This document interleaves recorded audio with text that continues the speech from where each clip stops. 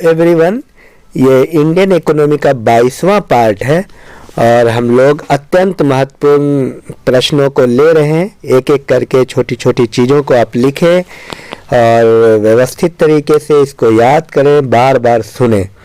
और जो लोग नए हैं सब्सक्राइब कर लीजिए और बेल आइकन प्रेस कर दीजिए ताकि समय से आपको वीडियो भी मिल पाए। तो चलिए हम कुछ प्रश्न को लेते हैं।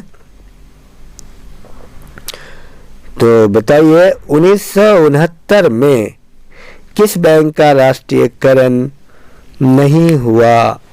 ये प्रश्न आया हुआ है, किसका राष्ट्रीयकरण नहीं हुआ। और तो मैं आपको ऑप्शन देता हूं, उनमें से एक गलत है, उसको आप चुनेंगे। तो ऑप्शन में समूह है Punjab national bank, bank of India, bank of Baroda, bank of Maharashtra, या Punjab national bank, bank of India, Bharatiya state bank. ये है। नेक्स्ट, किस संस्था का संबंध आवास ऋण देने से है?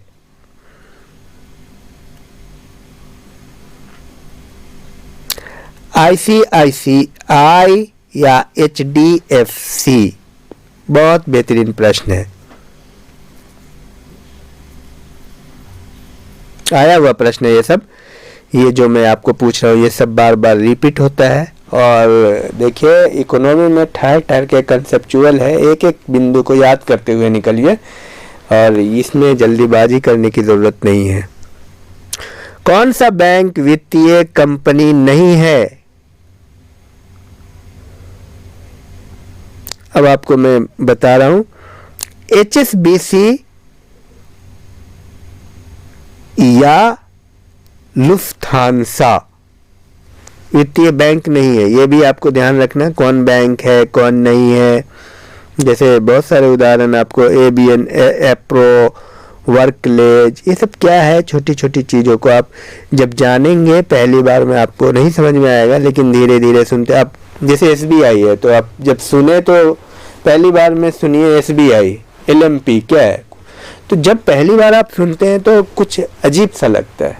जैसे मान लीजिए SBI, तो कभी आप पहली बार सुने होंगे SBI, तो क्या लगेगा। उसी तरह 1000 तरह के बैंक है, तो आपको दिमाग में रखना है कौन बैंक है कौन नहीं है, ये सुनना है।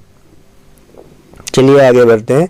हमारे देश में बैंकों द्वारा सामान्यतः अधिकतम कितनी अवधि के लिए घरेलू सावधि जमाओं को स्वीकार किया जाता है?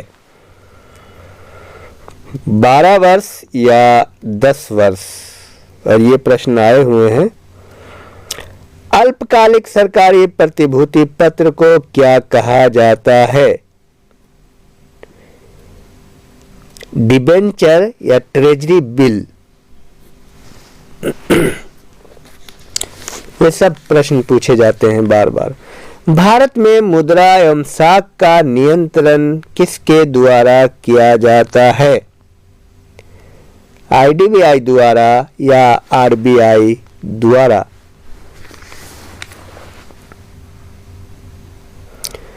भारत में व्यापारिक बैंकों की देनदारी के घटकों में सबसे महत्वपूर्ण कौन है?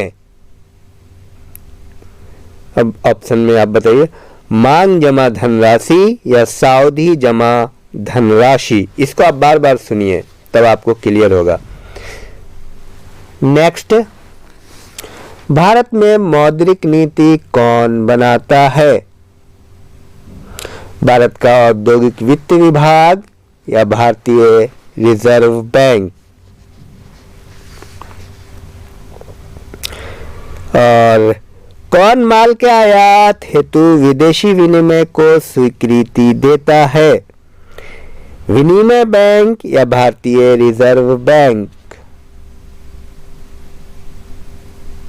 मुद्रा आपूर्ति किसके द्वारा नियंत्रित की जाती है? वित्त आयोग के द्वारा या RBI के द्वारा?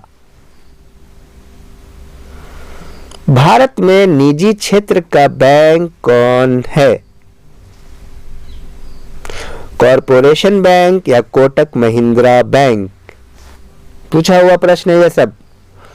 फेडरल रिजर्व किस देश का एक वित्तीय संगठन है? फेडरल रिजर्व जर्मनी का या यूएसए का?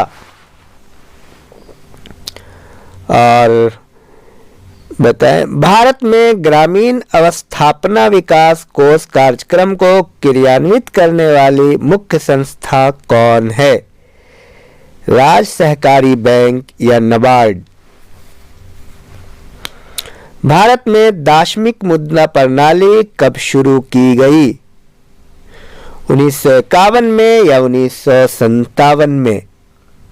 तो ये रहा, और बार बार आप सुनिए, बहुत ही कॉन्सेप्चुअल है। Thank you.